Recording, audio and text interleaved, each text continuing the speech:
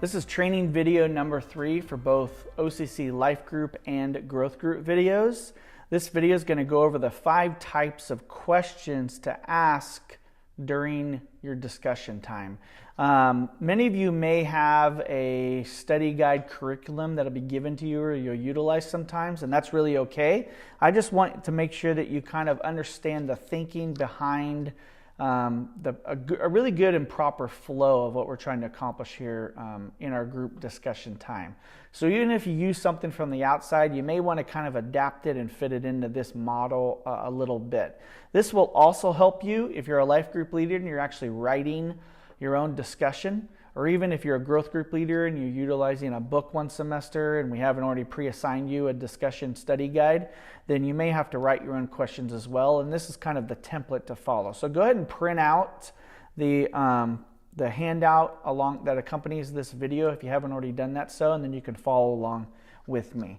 So once you've already kind of sat everybody down in group and you've already given any announcements or said anything that needs to be said, and you're kind of moving in towards the discussion portion of the night, you really want to start with this main category, and it's the first 2 categories here, which is kind of history-giving questions. And essentially what I'm trying to accomplish with this is just really warming up the group for discussion. It's kind of like stretching and doing some warm-up exercises before a game or before a big workout. And people are able to actually try on what it feels like to share something that's pretty easy for them without it being too serious. So we start with some questions that aren't that hard, especially this first one, which is typically just an icebreaker. And this is just a fun question that makes the transition into discussion time, and it also helps people get to know each other a little bit more over time. So, be creative in these. I've used things as simple as like, do you like cubed ice or crushed ice? Do you like Del Taco or Taco Bell? To what's a dream vacation that you would set up for yourself if you had spare no expense and could do it, to even like if you knew you would succeed, what kind of company would you start to make the most profit you can make, or who's your favorite Marvel superhero, that anything like that that's just kind of fun.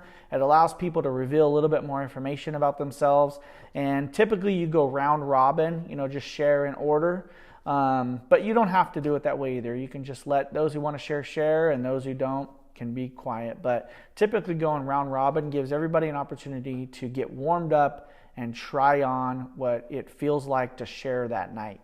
And then you can kind of move in gently, kind of turning the discussion more towards that night's topic, but still keeping it somewhat easy and not probing too deeply into someone's life. For example, let's say the night's topic has to do with what the Bible says about work and some of the attributes of how to approach our jobs and our work situations. A history-given question here for item number 2 related to the night's topic may be, what's your first job you've ever had? Or what's the hardest job you've ever had? Or what's the most difficult boss you've ever worked for? Or what's the most pleasant boss you've ever worked for, and why?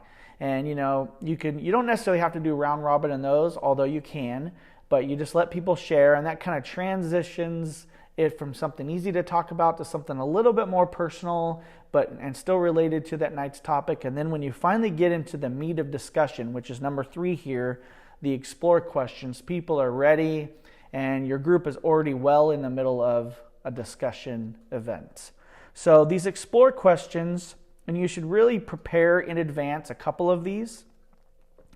These are really intended to kind of dig, probe, and clarify what people think or feel about that night's topic. Or it could have been an assignment you had given them on something to read, or maybe you're discussing the previous week's sermon. So it's really just trying to say, what do you think and feel about this? Like, let's talk about this. It's not necessarily a test of their knowledge of the topic. You want to use open-ended questions that really helps people think like this is, so they can self-declare, this is what I think or feel about that. The key to this, though, is always circling everything back to what the Bible has to say, and you need to do that in a way where you still allow people to really self-declare and not be told they're necessarily wrong, but by bringing it back to what does the Bible have to say. And that's where you're going to really have to use some what I call guide questions, and this is number 4. And these are questions that really can't be prepared in advance. These are questions that are You have to just learn how to answer over time. And some people are gifted at answering these or asking these questions, and some people actually need to just have experience and time to learn how to develop their guide questions. Let me give you an example of kind of how this works. You may ask an Explore question. Let discussion ensue, but keep debate from happening too much. You may need to engage and kind of help and guide the discussion with your guide questions. But really, you want to think about it that you're shaping the discussion with your short little interventions and your guide questions. You may want to talk to your coach more specifically about what this actually looks like if it doesn't make sense to you. And we may even go over and practice some of these in your live training, but I want you just to be aware that you're shaping the discussion. You're kind of keeping it from going off on rabbit trails. You're keeping the person from stealing the whole discussion and sharing about their own life for too long.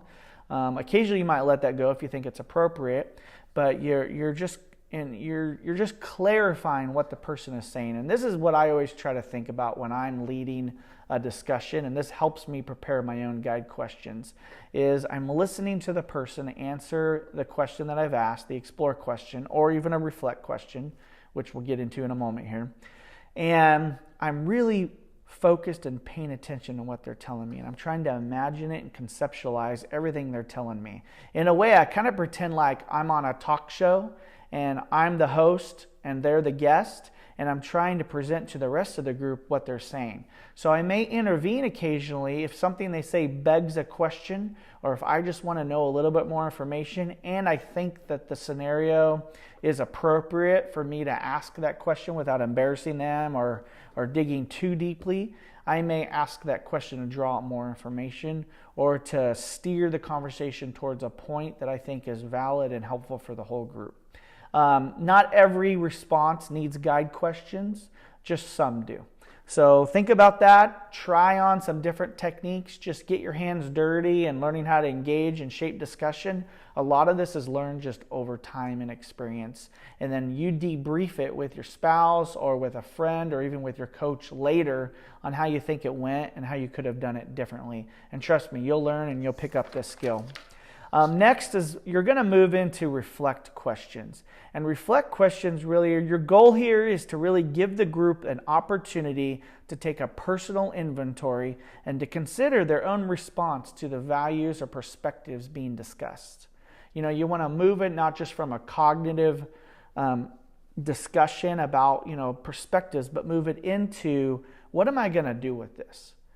Am I going to do something differently in my life? Some of the things I like to think about this is essentially asking questions like, if you actually got what we're talking about into your life, how would your life be different?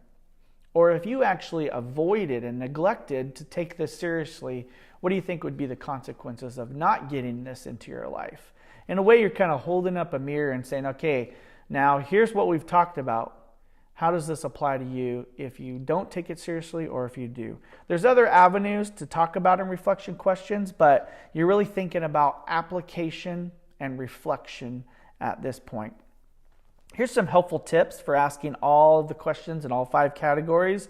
You can read through this. And this is what I think about when I'm developing questions sometimes, is what did I want to focus most out of the reading or the topic or the sermon for that particular week's night of discussion. What is God stirring in me as I prepare? And usually if you're talking about something you're passionate about, then that passion will be contagious. What does the author, if you're using a book, what does the author say? How does that compare or contrast to what the Bible says?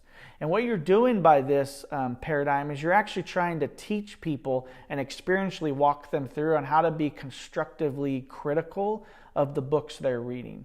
Learning how to eat the meat but spit out the bones, just like you do when you're eating trout or fish. You want to eat the meat but spit out the bones. It's the same thing with some books we're reading. We want to learn how to take in what's true and reject what's not true. And so it's helpful to go through that process as a group and give your group members permission to do that, especially if you've assigned a book. Sometimes they'll think, well, the church assigned this book, so everything must be true in it, and that's not always the case. So We want to teach people how to be constructively critical of what they're taking in and really compare and contrast it to what the Bible says. Next is, like I said before, what would my life look like if I apply the content? Or what are the consequences of not applying this content? That helps me think through the questions I would ask. And then, what is the group going through? Just what are the people going through? As you get to know your group, what are the different life stages they're in? What are some of the current themes that you see they're going through? And that'll really help you know how to focus the type of questions you prepare for that group. People don't really care about the answers to questions that they're personally not asking. So sometimes you really want to think through, how can I ask questions that actually touch on what most of the group is curious about? I hope this is helpful. Utilize this in helping tweak the discussion guides you get towards your own, to make them your own so that they work well in a group life, or even building your own discussion nights.